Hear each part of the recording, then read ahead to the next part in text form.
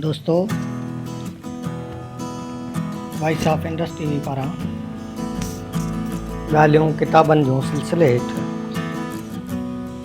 अॼु असांजो टियों प्रोग्राम आहे, जंहिंमें सिंध जी नाले वारी शाइरा, नाविल निगार, मौक़िक़ ऐं नक़ाद जीमैन मुंघाणीअ जे ख़ाकनि ते मुश्तमिल किताब मांजो कोस्तान जो जाइज़ो अव्हांजे अॻियां पेश करे रहिया आहियूं। ख़ाको लिखणु हिकिड़ो फ़न आहे। सिंधी अदब में हिन वक़्तु ताईं केतिरा ई ख़ाकनि जा किताब छपिजी चुका आहिनि, जिन में ग़ुलाम रब्बानी आगरे जा 2 किताब जहिड़ा गुल गुलाब जा ऐं माण्हू शहर बंबोर जा, अब्दुल वाहिद आरीसर जो माण्हू मेघमल्हार, अब्दुल क़ादिर जुनेजे जो शक्लियूं, तनवीर अब्बासी जो मोहतिनी मिशल, नवाज़ खान ज़ौर जो को कीन डोड़े मक़तल ॾे, हमीद सब्ज़ोई जो फ़ानी जग लाफ़ानी माण्हू ऐं जीमैन मुंघाणीअ जो मांजो कोस्तान मयारी किताब आहिनि, जेके ख़ाकनि जे मयार ते पूरो हलनि था। छाकाणि जो ख़ाको लिखण लाइ कलम खे अखियुनि जो आइनू बणाए उन में उन ई शख़्सियत जा समूरा रंग पेंट करणा पवंदा आहिनि। इन में लाॻापियल माण्हूअ जूं ख़ूबियूं तोड़े खामियूं बयानु करण खे ई ख़ाको चइबो आहे। हूअं त मथे ज़िक्र कयल किताबनि में जिन माण्हुनि जा ख़ाका चिटिया विया आहिनि से कंहिं न कंहिं शोबे जा माहिर ई आहिनि, पर तनवीर अब्बासीअ जे लिखियल ख़ाकनि जा कुझु किरदार आम माण्हू आहिनि। साॻीअ रीति जीमैन मुंघाणीअ जे लिखियल ख़ाकनि जा के किरदार सफ़ा आम माण्हू। ज़रूरी न आहे त जेको माण्हू कंहिं शोबे में माहिर हुजे उहो ई ख़ूबियुनि जी खाण हुजे, पर आम माण्हू में बि ख़ूबियूं ऐं ख़सलतूं हूंदियूं आहिनि जिन खां कंहिं बि सूरत में इनकारी नथो थी सघे। सिंधी ॿोलीअ जी नामवर लेखिका, शाइरा ऐं लतीफ़ जी पारखूअ जीमैन मुंघाणीअ जे लिखियल ख़ाकनि जो मजमूओ मांजो कोस्तान, जंहिंमें इन कोस्तान जे अरिड़हनि माण्हुनि जी ज़िंदगियुनि खे रोशन कयो आहे। हिन किताब में समायल समूरा किरदार उत्साह बख़्शींदड़ आहिनि ऐं ख़ासि तौर ते हिन किताब जी जेका आम ख़ूबी आहे सा आहे किताब जो मुक़दमो। लेखिका ही मुक़दमो एतिरो त ध्यान सां ऐं बारीक बीनीअ सां लिखियो आहे, जंहिंमें कोस्तान जी ज़िंदगीअ जो अक्स नज़र अचे थो।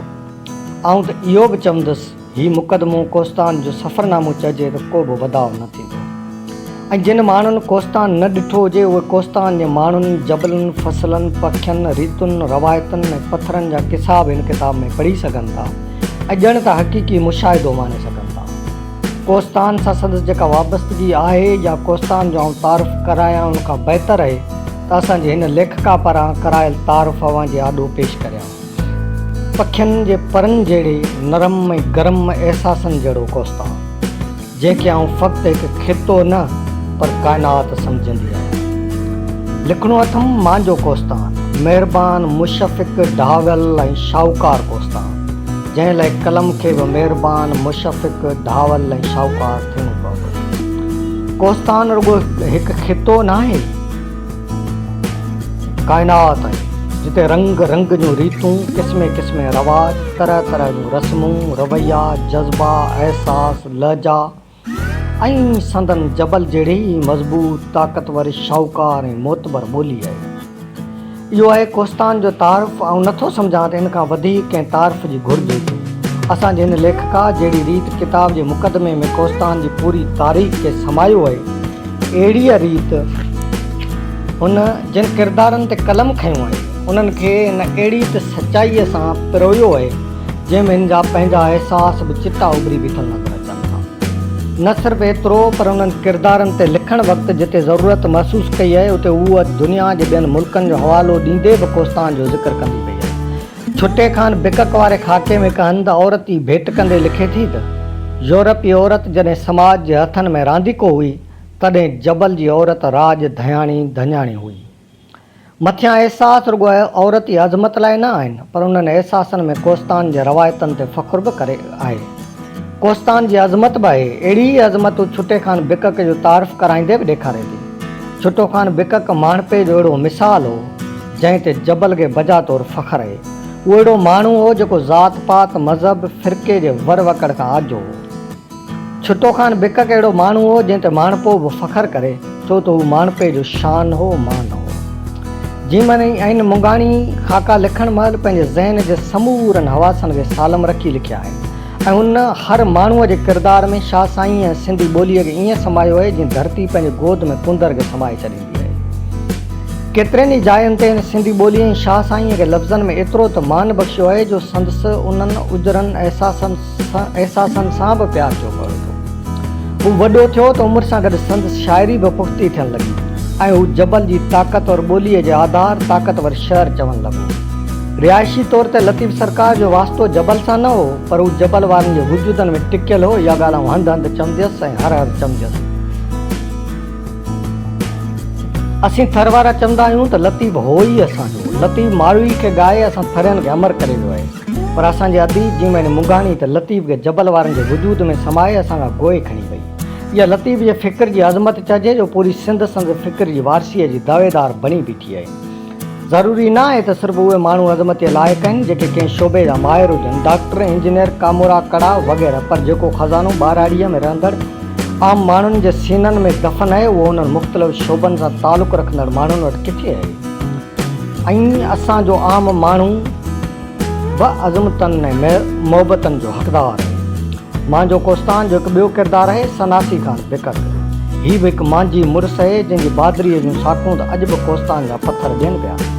हिन ख़ाके में उहा लिखे थी त सनासी ख़ान निहायती बहादुर हीणनि जो हमराह महल जो मलाइतो मुड़ुस हो। हिन हिंदुस्तान जे मंदर मां चोरी करे पंहिंजी बहादुरी, अकुलमंदी ऐं दानाईअ जो सबूत ॾिनो। उन हवाले सां उहा उन ॻाल्हि जी वज़ाहत कंदे लिखे थी त मंदर खे लुटण महिल कंहिं बि मज़हब सां नफ़रत मक़सदु न हो, न ई को मज़हब वारो तहसब जबल जो नियम हो। इहा सिंध जी सूफ़ी रवायत रही आहे जो सिंध मज़हबी मतभेद खां आजी रहंदी आई आहे। वरी अॻिते लिखे थी त सनासी ख़ान बिकक में इहो बि हैरान कंदड़ गुण हो त हू कंहिं मज़लूम जी दांह ते केॾी वॾे ज़ालिम सां टकराइजी वेंदो। साॻिए ख़ाके में हू कोस्तान जे माण्हुनि जे शऊर जी वाखाण कंदे लिखे थी त जबल जे माण्हूअ वटि स्कूली तालीम न हुअण जे बावजूदि शऊर ऐं आगाहीअ जी का कमी न हुई ऐं इहे दुनिया सां ॻंढियल रहिया। इहा वॾी हैरत जी ऐं सॼी सिंध लाइ हैरत ऐं क़ाबिल फ़ख्र जी ॻाल्हि आहे। कोस्तानियनि में इहो शऊर आहे त जेको माण्हू पंहिंजे क़ौम लाइ सचो आहे उहो ॿियनि बि सचनि जी इज़त कंदो। अहिड़ीअ तरह जॾहिं क़ौमियत जी ॻाल्हि अचे थी ऐं को धारियो धरती धणीअ खां पुछा करे थो त उनजो जवाबु कहिड़ो हुअणु घुरिजे। उन हवाले सां हू सनासी ख़ान जे बातां चवराए थी त कंहिं बि परॾेहीअ खे कंहिं बि ॾेहीअ खां इहो पुछण जो को बि हक़ु न आहे त तूं केरु आहीं। हा, इहो असांजो हक़ु आहे त अव्हां खां पुछूं त अव्हीं केरु आहियो। उनखां अलावा मुंहिंजो कोस्तान जो हिकु आम किरदारु अली मोहम्मद बिकक आहे, जंहिं पूरे कोस्तान खे ज़िंदगीअ जी समूरनि सहूलियतुनि सां आरास्ता कयो, जंहिं कोस्तान लसबेले ऐं बलोचिस्तान ताईं रोडनि जो ॼार विछायो, ट्रांसपोर्ट जो जदीद निज़ाम ॾिनो, विरहाङे खां पहिरीं सिंध में नयनि शयुनि जो बुनियादु विधो, पथरनि जे विच मां रस्तो जोड़े ससुई ऐं पुनूअ जी क़बर ठाराई, जंहिं जेल भोॻिया, आज़ियतूं सठियूं, वफ़ाऊं कयूं, दोस्तियूं मल्हायूं, जंहिंजी ज़हनी वुसत बाबति उहा लिखे थी त सेठ अली मोहम्मद बिकक जेको हिकु माहिर कुदरती इंजीनियर हो ऐं रोड ऐं रस्ता बनाइण जो एक्सपर्ट हो, जंहिंजे कयल माप खे को वॾो इंजीनियर बि रद्द करे न थे सघियो।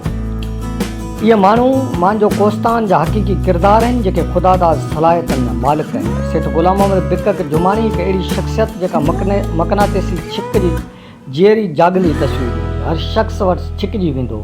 अञा वधीक चिटनि लफ़्ज़नि में हूअ बयानु करे थी त यकीन करियो इहो मुबालगो कोन्हे, हक़ीक़त आहे। ॻाल्हाईंदो हो त डाइप जा दरिया उथलाए छॾींदो हो। गुफ़्तगूअ जो अंदाज़ निहायत दिलकश ऐं रश्क जहिड़ो, आवाज़ु अहिड़ो जंहिंखे कंहिंसां बि तशबीह ॾेई न सघिजे, खिलंदो घटो टहक ॾेई खिलण वारो मंज़र अणलभो। संदसि खूबियूं बेअंत ऐं बेशुमार आहिनि। संदसि शख़्सियत जा केई रूप केई रुख़ हुआ।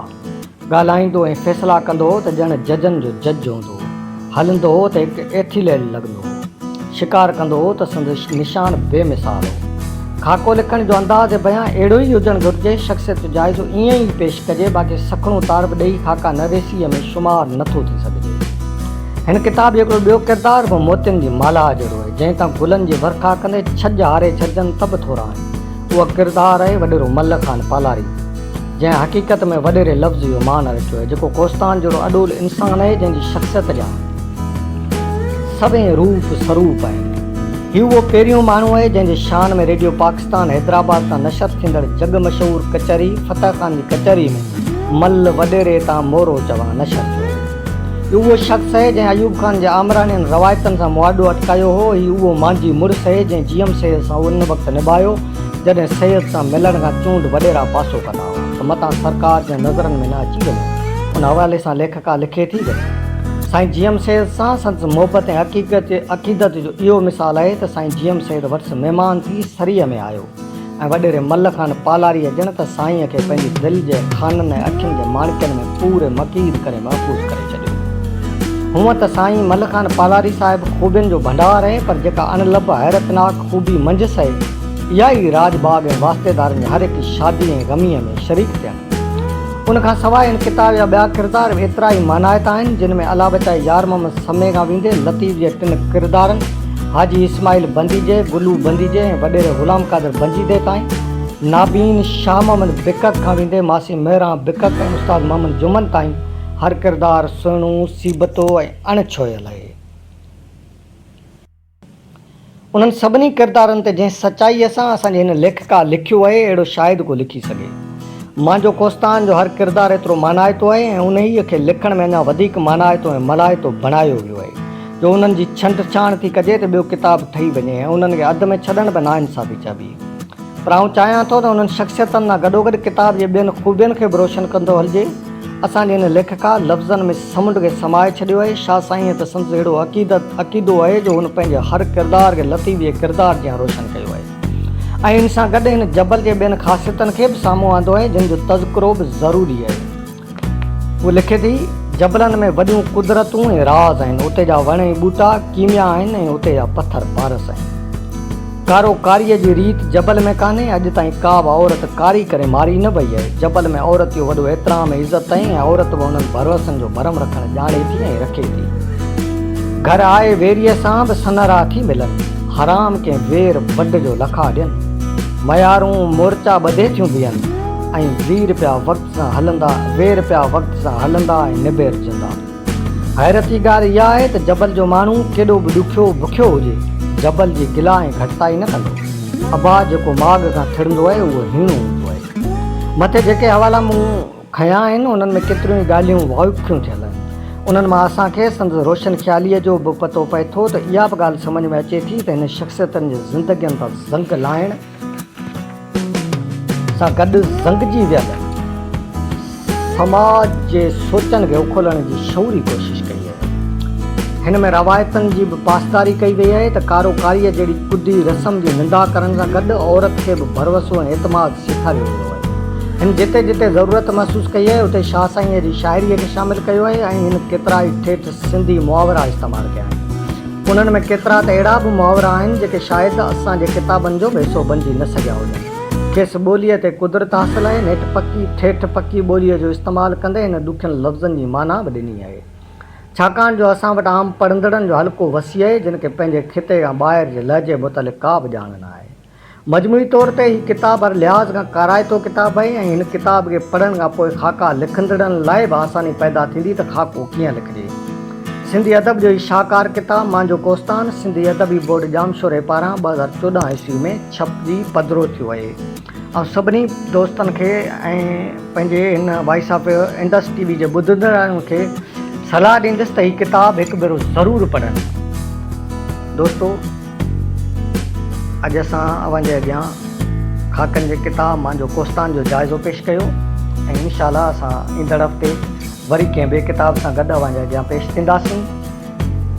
असांजो हीउ सिलसिलो अव्हांखे पसंदि अचे त असांजे हिन वीडियो खे वधि खां वधि शेयर कजो ऐं असांजे हिन YouTube channel voice of Indus TV खे लाइक शेयर ऐं सब्सक्राइब करण सां गॾु बेल आइकन खे ज़रूरु क्लिक कजो। तव्हांजी महिरबानी थींदी।